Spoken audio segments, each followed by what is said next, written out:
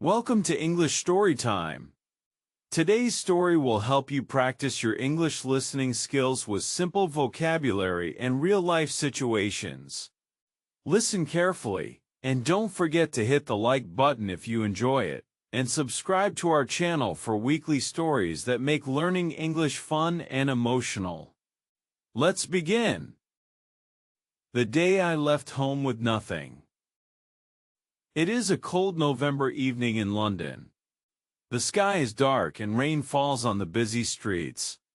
In a small flat near King's Cross Station, year-old Tom sits at the kitchen table. His school papers lie open in front of him. Red marks cover the pages. His father stands by the window, holding Tom's math test. "Look at this," his father says. His voice is loud. "You failed again. Why don't you study?" Tom's face turns red. "I try," he shouts. His mother washes dishes quietly. The water runs loudly. "You never listen," his father says. Tom pushes his chair back. It falls to the floor with a bang. His mother jumps. "Stop fighting," she says. But Tom is angry. He throws his school bag. It hits the wall. A pencil breaks. His dog Max barks. "I hate this," Tom shouts. He runs to his room. The door slams. His parents' voices follow him. "You can't hide forever," his father yells. Tom sits on his bed. His hands shake. Rain hits the window. Downstairs, the shouting stops. Tom hears plates clinking. Dinner smells like potatoes and meat, but no one calls him.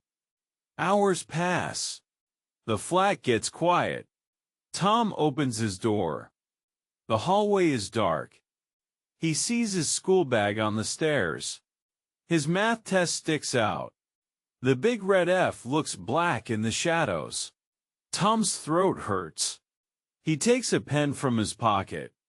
On the back of the test, he writes, "I'm leaving. Don't look for me." He puts the note on the kitchen table. A streetlight shines through the window.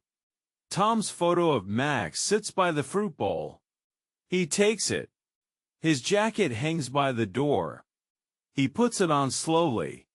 The clock says, Tom's feet move quietly. The front door creaks when he opens it. Cold air hits his face. He doesn't look back. The door closes. His key stays inside. Midnight in London. The flat is silent except for the clock ticking. Tom sits on his bed, fully dressed. His old blue backpack lies open. He puts in a thick sweater, the photo of Max, and a water bottle. His wallet has £20, birthday money from his aunt. Downstairs, the fridge hums. Tom's stomach growls, but he doesn't move. He writes on a torn notebook page, "I'm leaving. Don't look for me." The pen scratches loudly. His hands are cold. The note feels heavy. He tiptoes down the creaky stairs. The kitchen smells of burnt toast. Moonlight shines on the fruit bowl. Tom's mother left an apple there, his favorite. He doesn't take it. The note goes next to the teapot she uses every morning. Max's leash hangs by the door. The dog whines from the living room. "Shh, good boy," Tom whispers.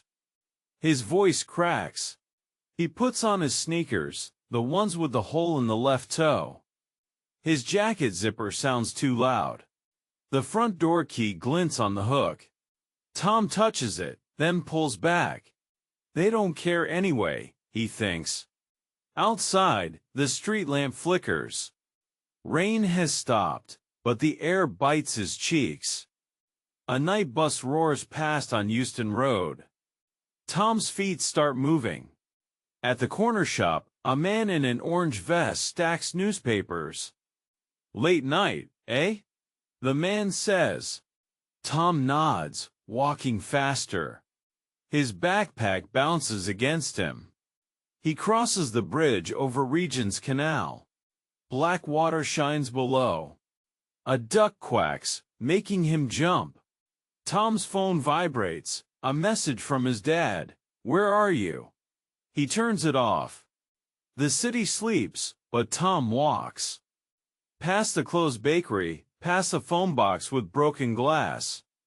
His breath makes white clouds. Somewhere, a church bell rings twice. Tom sits on a bench in Russell Square. The fountain is off. He eats 2 biscuits from his bag. They taste dry. A police car drives by slowly. Tom hides behind his backpack. When it's gone, he curls up on the bench. The cold seeps through his jeans. He holds Max's photo to his chest. Just until morning, he tells himself. The first bus of the day arrives Tom doesn't get on. The rain starts again as Tom walks down Euston Road. His jacket is thin, and the cold water soaks through to his skin. He passes King's Cross Station. The big clock shows AM. Bright lights from taxis make him blink. A man in a black coat walks past, talking loudly on his phone. Tom hurries across the street. His shoes splash in puddles. Near a closed bookshop, he sees a dry spot under a green awning. He sits there, hugging his backpack. The rain drums on the metal above.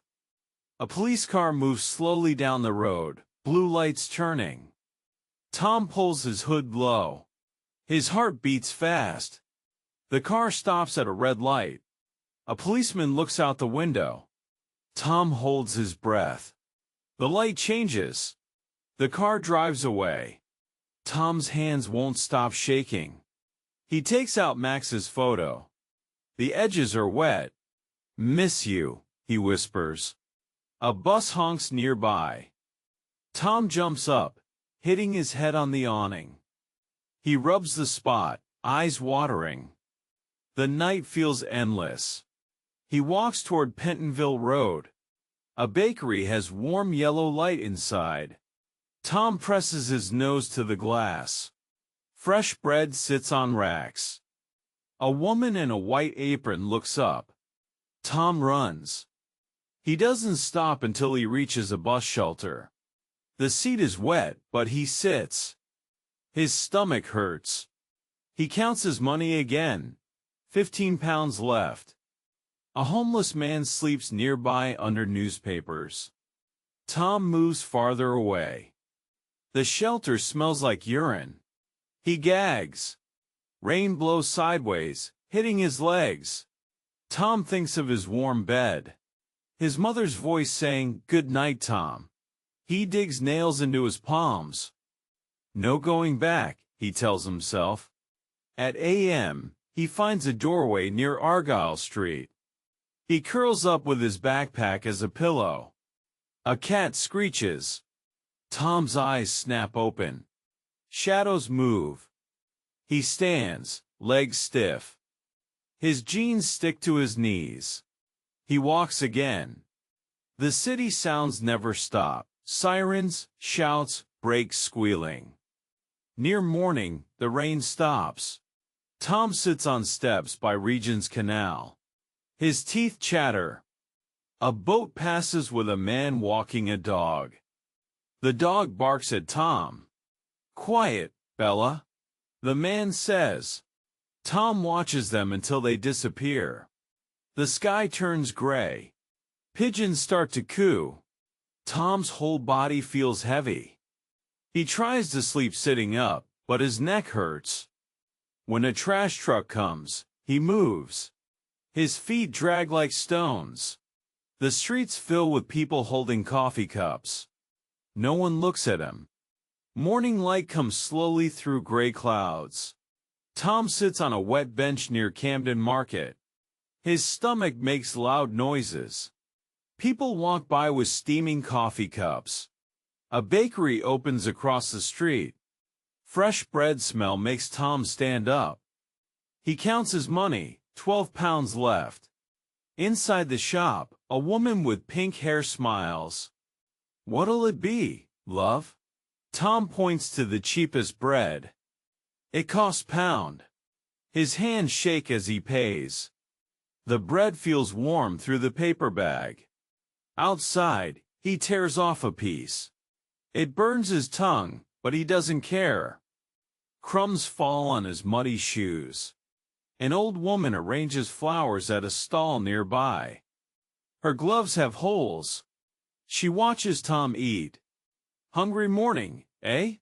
She says. Tom nods, mouth full. The woman picks a red apple from her bag. For you, she says. Tom stares. No money. She laughs, wrinkles deepening. Free. From my tree. Tom takes it. The apple shines. He bites, juice runs down his chin. The woman ties roses with string. My boy left once, she says suddenly. Tom stops chewing. Came back 2 days later. Said my bread tasted better than city food. She winks. Tom looks at his half-eaten loaf. His throat feels tight. A man buys daisies from her stall. Tom whispers, "Thank you." The woman pats his arm. Go home before dark, she says softly. Tom walks away, clutching his food. Near Regent's Park, he sits under a tree. Ducks swim in the pond. A mother feeds them bread with her little girl. Look, ducks love you. The girl giggles. Tom's chest hurts. He finishes the apple, core and all. His phone stays off. The bread disappears quickly. Rain starts again. Tom hides in a phone booth. Through glass, he sees a family enter a cafe. The father carries a laughing boy on his shoulders. Tom's eyes sting. He counts money again. Pound. Left. A bus stops nearby. The sign says King's Cross. Tom steps out, but the doors close. The bus drives away. He kicks a soda can. It clatters into the street. Hunger returns faster this time. Tom buys crisps from a machine. They taste like salt and plastic. He walks past a school. Children shout in the playground. One boy waves at him through the fence. Tom runs. At the canal, he throws the crisp bag in the water. It floats like a tiny boat. His stomach growls louder than the traffic. Evening falls early in December. Tom sits at a bus stop on Baker Street, knees pulled to his chest. His breath makes white clouds in the air. Buses come and go, numbers, but Tom doesn't move. A man in a blue coat sits beside him, smelling of cigarettes and mint. Cold night, the man says. Tom nods, staring at his torn shoes. The man opens a thermos. Steam rises. Tea? He offers. Tom shakes his head. Free, the man adds. His hands are rough but steady. Tom takes the cup. The heat burns his palms. He sips slowly, sweet milky tea. Running from home? The man asks. Tom's cup almost drops. How? Saw your note fall from your bag earlier. The man points to Tom's open backpack. Tom's face burns. The man drinks from his thermos. Left my dad's house at. Slept in parks for weeks. A bus arrives with a hiss. The man stands. Keep the cup. Tom watches him board the number. The bus drives off, red taillights fading. Tom's eyes feel hot. He puts the empty cup in his bag. Across the street, a shop window shows Christmas lights. A family picks out a tree. The little girl dances, holding a candy cane. Tom's throat hurts. He takes out Max's photo. A drop falls on the plastic sleeve. He wipes it quickly. Night grows colder. Tom lies on the bench, using his backpack as a pillow. Car horns blare. Someone kicks the bench. "Move, kid." A drunk man slurs. Tom jumps up, heart pounding. He walks fast until he finds another bus stop near Marylebone Road. This one has a broken light. A woman in a nurse's uniform waits there. She smiles at Tom. "Late to be out alone," she says. Tom shrugs. Her phone rings. "Yes. Coming home now, love," she tells someone. Her voice is warm. The bus comes. She climbs on, waving goodbye. Tom sits on the cold metal seat. He counts his money, £8 left. A street cleaner passes, sweeping crisp packets. "You okay, son?" Tom nods but can't speak. The cleaner moves on. At a.m., rain turns to sleet. Tom's toes feel numb. He does jumping jacks to stay warm. A taxi driver stops nearby. "Need a ride?" Tom shakes his head. "Suit yourself," the driver says, eating fries from a paper bag. The smell makes Tom dizzy. When dawn comes, Tom's fingers won't bend. He tries to open his water bottle. It slips, rolling into the road. A truck crushes it flat. The cold morning pushes Tom into the British Library. Warm air hits his face as the doors close. His wet shoes squeak on the marble floor. An old man reading a newspaper looks up, then back to his paper. Tom walks past tall bookshelves, fingers brushing spines. He stops at a table with newspapers on sticks. A sign says reading room. Tom sits, shaking rain from his hair. His stomach growls loudly. A woman in a purple cardigan approaches. Her name tag says Mrs. Clark. "Need help finding something?" she asks. Tom shakes his head. She leaves, returns with 3 biscuits on a napkin. "Tea break leftovers," she says. Tom stares. "Free," she adds. He eats slowly, crumbs sticking to the newspaper. Mrs. Clark waters plants nearby. "You remind me of my grandson," she says. "He collects football cards." Tom wipes his mouth. "I like dogs." She smiles. "We have dog books." She leads him to section. Tom sits on the floor reading about golden retrievers. Mrs. Clark brings him apple juice in a paper cup. From staff fridge, she whispers. Tom drinks it all. At noon, students fill the tables. A boy Tom's age sits nearby, typing fast. His laptop sticker says Cambridge Uni. Tom looks at his dirty hands. He goes to the bathroom, scrubs them raw. When he returns, Mrs. Clark leaves a blue scarf on his chair. "Found in lost items," she says. Tom wraps it around his neck. It smells like lavender. He reads until his eyes hurt. Outside, rain starts again. Mrs. Clark passes by with a trolley of books. "Library closes at 6, she says gently. Tom nods. He walks the aisles, memorizing the warm feeling. Near closing time, he stands by the phone booth in the lobby. His fingers dial home. Then stop. The scarf slips. He picks it up, holds it to his nose. Mrs. Clark locks the front doors. "Take care, love," she says. Tom steps into the rain, scarf tied around his neck. He walks past a shop window reflecting Christmas lights. His face looks thinner. The scarf's blue matches his mother's favorite sweater. Darkness covers London like a thick blanket. Tom walks fast down Marylebone Road, Mrs. Clark's blue scarf pulled up to his ears. Laughter bursts from a pub doorway. 3 teenagers in puffy jackets point at him. "Look at the homeless baby," one shouts. Tom runs, sneakers slapping wet pavement. He turns corners until he reaches a small church with a light on.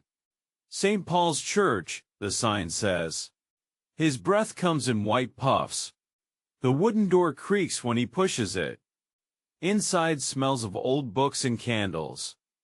A man in black clothes arranges flowers by the altar. "Hello?" Tom whispers. The man turns.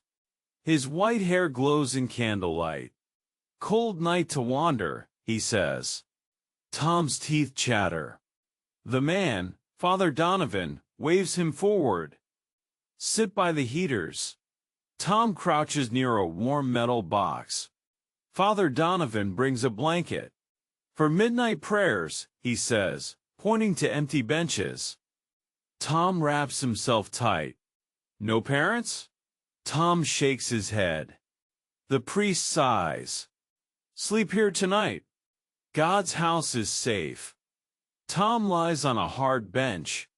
The blanket scratches his chin. Moonlight through stained glass paints colors on the floor. He dreams of his mother singing French nursery rhymes. "Tommy, mon petit."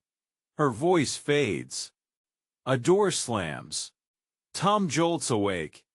Father Donovan snores in a back room. The church clock rings a.m. Tom tiptoes to the bathroom. His face in the mirror looks gray.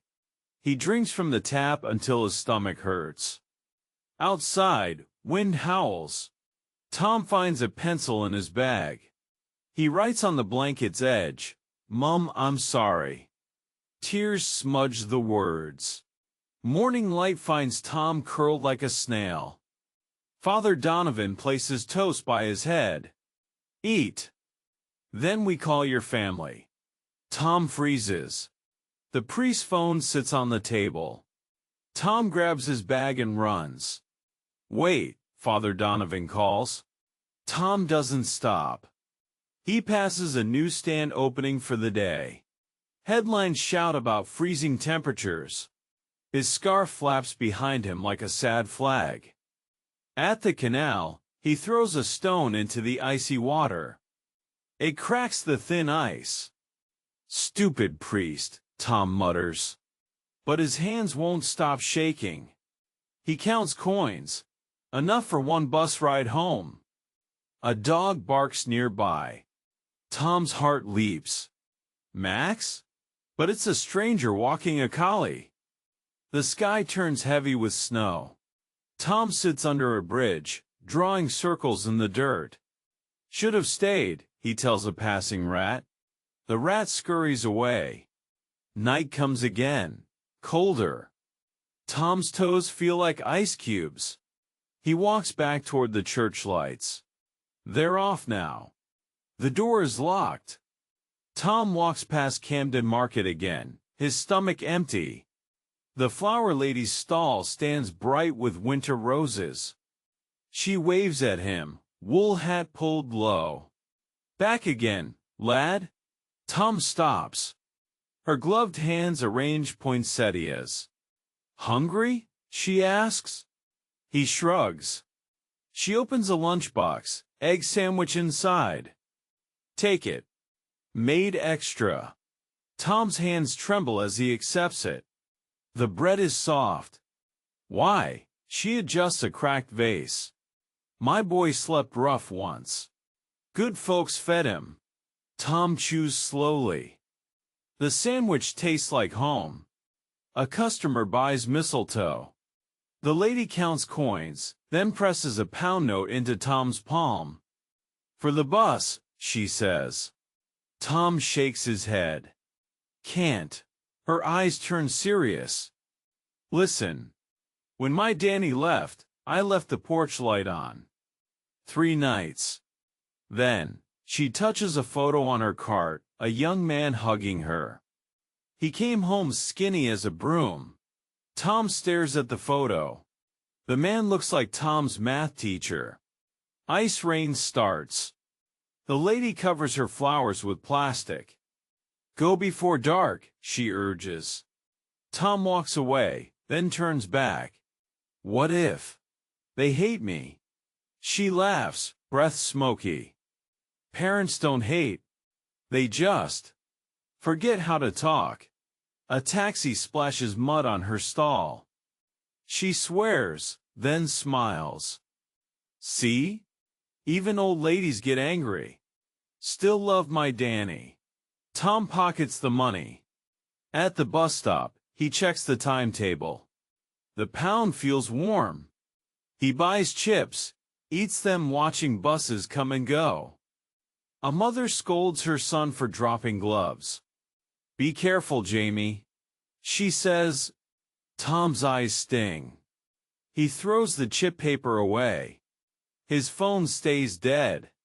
The flower lady's stall closes. She waves, pulling her cart away. Tom follows at a distance. She enters a tiny house on Oval Road. A porch light glows yellow. Tom walks 2 hours across London. His flat's windows are dark. The flower lady's pound crinkles in his pocket. He sits on the curb. The porch light flickers on. Tom's breath catches. He stands, knees cracking. The key still hides under the flower pot. His hand shakes turning it. The door opens silently. Warm air smells of laundry soap. His note lies untouched by the fruit bowl. The red phone box glows like a beacon on the corner of Euston Road. Tom stares at it through the rain. His last coins jingle in his pocket, enough for one call. Inside smells like wet metal and old paper. Tom lifts the heavy receiver. The numbers glow yellow. He dials the first 3 digits of home. Then stops. A woman knocks on the glass. You done soon? She asks, holding a crying baby. Tom hangs up fast. The coins clatter back. He runs out, bumping into a man with a briefcase. Watch it, kid. Outside, Tom leans against a shop window. His breath fogs the glass. A shopkeeper named Mr. Patel waves him in. You sick? Tom shakes his head. Use my phone, Mr. Patel offers. Free. Tom's heart races. The shop phone has stickers of flowers on it. He dials the full number this time. Ringing. Once. Twice. Hello? His father's voice. Tom freezes. Hello? Who's there? Tom's finger hovers over the hang-up button. Mr. Patel arranges chocolate bars loudly. Wrong number, Tom whispers. He puts the phone down gently. No luck? Mr. Patel asks. Tom runs into the rain. Night comes. The phone box stands empty. Tom goes back. This time, he dials the whole number. It rings 5 times. Voicemail. We're not here. Leave a message. Tom opens his mouth. Nothing comes out. The beep shocks him. He hangs up. Coins lost. A taxi driver yells from across the street. Oi! Phone box boy. Tom hides behind the red door. The man pounds on the glass. My fare needs that phone. Tom squeezes past him. Rain soaks his scarf. He finds a dry spot under a bridge. His phone shows missed calls. All from home. The last one, a.m. Tom walks all night. At dawn, he's back at the phone box. A cleaner mops inside. Broken, she says. Tom sees the dangling receiver. His coins are gone. He sits on the curb. A bus splashes his legs. The number bus goes past his street. Tom stands, dripping. The bus driver opens the door. Coming or what? Tom looks at his wet shoes. The flower lady's pound note sticks to his leg. He peels it off. The bus engine rumbles. Tom steps back. The door closes. Through the window, a girl his age laughs with her mom. Tom's fists clench. He kicks the phone box. Pain shot through his toe. The cleaner yells. Tom limps away. At St. Pancras Station, he tries a payphone. Insert card only. Tom bangs the receiver. A guard approaches. Tom runs. His feet lead him to a park. The phone box memory burns. He finds a broken phone under a bench, no wires. Tom holds it to his ear. Hello? Mum? A pigeon coos. He throws the phone into a bush. Rain mixes with his tears. The real phone box glows in his mind. He walks toward it for hours. When he arrives, a man proposes inside. Yes, yes, the woman shouts. Tom sits on a wet bench. The engaged couple runs out, kissing. Tom enters the warm box. He dials his number fast before courage fades. Ringing. Once. Hello? His mother's voice. Tom's throat closes. He hangs up. Slides down the glass wall. Outside, London wakes up. Tom's reflection shows a boy he barely knows. Rain pours down on Tom's head as he stands outside his London flat. 3 days of mud stain his jeans. The porch light glows yellow. His hands shake. The key still hides under the red flower pot, chipped from when Max knocked it over last year. Tom bends down, water dripping off his nose. The key feels icy. The door creaks open. Warm air smells of chicken soup. Tom's wet shoes leave marks on the carpet. His note sits by the fruit bowl, untouched. Footsteps come downstairs. Tom freezes. His mother appears in pajamas, hair messy. Tom? Her voice cracks. His father follows, eyes red. No one moves. Max barrels in, tail whipping. The dog jumps, licking Tom's face. Down, Max, his father says. But Tom hugs the dog tight. His mother steps closer. You're soaked. She touches his sleeve. Tom flinches, but she pulls him into a hug. Her nightdress gets wet. We called hospitals. Police. His father clears his throat. Your math test. I'll study harder, Tom blurts. His father's face softens. Made soup. They sit at the kitchen table, steam rising from bowls. No one speaks. Rain taps the window. Tom's mother gets up. She tears his note into tiny pieces. Bin day tomorrow, she says. His father nods. Upstairs, Tom's room looks the same. Clean pajamas wait on his bed. His school bag hangs on the chair. Tom changes, fingers numb. A knock. His father enters with socks. For your feet. He places them on the bed. At the door, he stops. Next time. Just shout, okay? Tom nods. His father leaves the door open a crack. Tom lies under thick blankets. Max snores on the rug. Downstairs, his parents' whispers drift up. Should we let him sleep? Morning light wakes Tom. Rain stopped. His shoes sit clean by the radiator. The notes pieces are gone. His mother fries eggs. Eat, she says. His father reads the paper, but glances at Tom. No one mentions the fight. Tom's phone charges on the counter, missed calls. He deletes them. At school Monday, Mrs. Clark smiles at him in the library. Tom's scarf stays blue. That night, he studies at the kitchen table. His father helps with math. Wrong answers get patient explanations. Tom falls asleep over fractions. His father carries him upstairs. The porch light stays on. How many English words did you recognize in Tom's journey? Share your new vocabulary discoveries with us below. Don't forget to like this video if it helped your listening skills, and subscribe to English Storytime for more emotional learning adventures.